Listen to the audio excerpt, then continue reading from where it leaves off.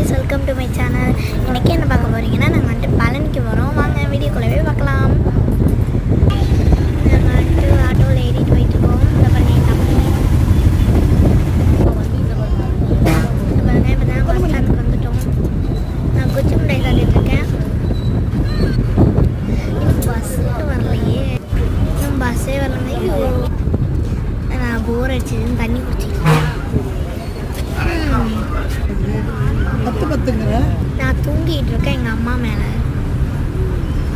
அப்புறம் என்ன எப்படியோ பஸ்ஸில் வந்து சேர்ந்துச்சு காய்ஸ். பஸ் வந்துருச்சு. பாருங்க பஸ் ப்ரைவேட் பஸ்ன்னு நினைக்கிறது.